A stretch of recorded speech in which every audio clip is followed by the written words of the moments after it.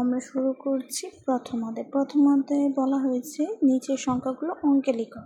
মানে তোমাকে কথায় লিখে দেওয়া থাকবে, সেগুলো কি সংখ্যায় লিখবে। এটা খুবই ইজি। প্রথমে কি লেখা আছে? 20,000, 70, 30,000, 8, 50,400, মানে এইভাবে আলাদা আলাদা করে নেবে। তো প্রথমটা হচ্ছে 20,070। তো প্রথমে কি করবে? তুমি কোটি, নিযুত, লক্ষ, অযুত, হাজার, শতক, দশক, একক এগুলো লিখে নিবা। তারপর কি করবা? যে হাজারের গড় 20,000 বলছে, তাই না? তো একটা না, 20 তো দুইটা সংখ্যায়, তাই অযুতের গড়ে 2 বসবে আর শূন্যটা বসবে হাজারের গড়ে। এটা খুবই বোঝা সহজ। এটা হচ্ছে তোমাদের একটা টেকনিক শিখিয়ে দিলাম, যে অযুতের গড়ে 2 হবে আর হাজারের গড়ে 0 হবে, কারণ 20 সংখ্যাটা কি 2 সংখ্যায় 20,000 বলছে, তাই অযুতের গড়ে 2 বসবে। আরেকবার যখন 30,000 আসবে, 40,000 আসবে, তখন 4টা অযুতের ঘরে, 3টা অযুতের ঘরে এভাবে বসাবা, আর 0টা হাজারের ঘরে বসাবা। তারপর আসি কি বলছে? 70, 20,070 বলছে। শতকের ঘরে কিন্তু কিছু নেই, শতকের ঘরেও 0 রাখবা। আর বলছে 70, তার মানে 70 কি 10-এর সিরিয়ালে, মানে দশকের সিরিয়ালে আছে। তাহলে কি করব? যে দশকের সিরিয়ালে 7 লিখব আর এককের জায়গায় 0 লিখব। তাহলে আমাদের হয়ে যাচ্ছে 20,070।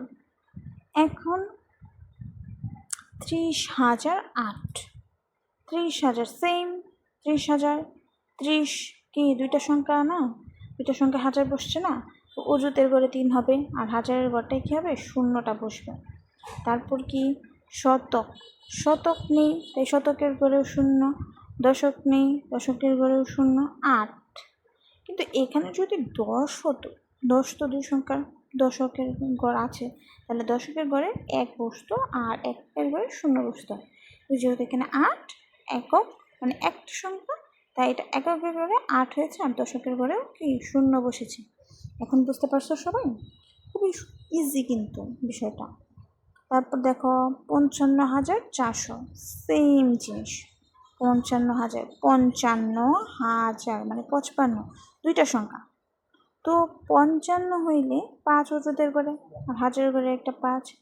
তারপর বলছে 4, 55,400, তাহলে শতকের ঘরে 4 আর এরপর কোনো নেই, তাহলে দশক আর একক দুইটা 0 বসে যাবে। শেষ। খুবই ইজি। এভাবে প্রত্যেকটা চেষ্টা করে তোমরা দেখো পারো কিনা। না পারলে আমার ক্লাস দেখবে, ঠিক আছে? আর কমেন্টে জানাবে যে তোমাদের কোনটা সমস্যা, ঠিক আছে?